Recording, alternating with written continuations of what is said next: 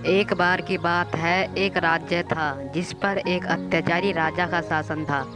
राजा इतना अहंकारी था कि हमेशा खुद की ही प्रशंसा किया करता था, अपने अलावा किसी और की प्रशंसा नहीं करता था। एक बार उनके राज्य में एक साधु आया।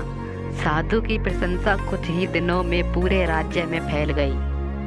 वह साधु बहुत ही बुद्धिमान और दयालु था। लोग उनके पास अपना समाधान पूछने के लिए आया करते थे।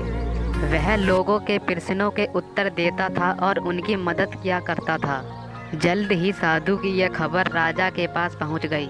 राजा ने उनसे ईर्ष्या की और राज्य में लोगों के बीच उसे बदनाम करने का फैसला किया।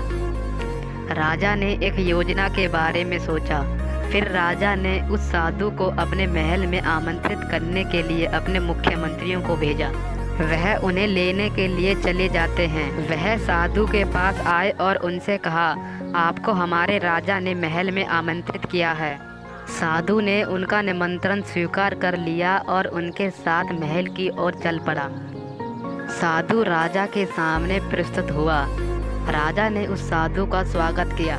राजा ने साधु से कहा, हमने आपकी बुद्धि के बारे में लोगों से बहुत सुना है, इसलिए आज हम खुद सबके सामने आपकी बुद्धि को परखना चाहते हैं। राजा ने साधु से कहा, मैं तुमसे कुछ सवाल पूछूंगा। साधु ने कहा, जी महाराज पूछिए।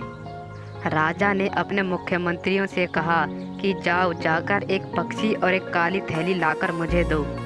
वह एक पक्षी और एक काली थैली लेने के लिए चले जाते हैं। राजा के आदेश के अनुसार वह दोनों चीजें राजा के सामने लेकर प्रस्तुत हो जाते हैं।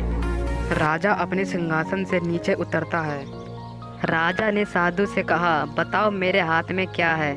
साधु ने उत्तर दिया, महाराज इस थैली के अंदर आप एक पक्षी को पकड़े हुए हैं। राजा ने कहा, हाँ तुम सही कह रहे हो।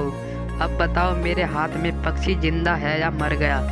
यदि आप एक बुद्धिमान व्यक्ति हैं तो आप हमारे सवालों का उत्तर देने में सक्षम होंगे। राजा ने अपने मन ही मन एक योजना बनाई। यदि साधु कहता है कि पक्षी जीवित है तो वह पक्षी को वहीं उसकी गर्दन दबाकर मार देगा और लोगों को दिखाएगा कि पक्षी मरा हुआ है। और यदि वह कहता है कि पक्षी मरा हुआ है तो वह पक्षी को जीवित रहने देगा और लोगों को दिखाएगा कि पक्षी जीवित है। राजा ने सोचा कि वो जो भी उत्तर देगा वो मेरे लिए जीत की स्थिति होगी। साधु ने उत्तर दिया, महाराज ये तो आपके हाथ में है, आप यह खुद तय कर सकते हैं कि यह पक्षी जीवित है या मृत।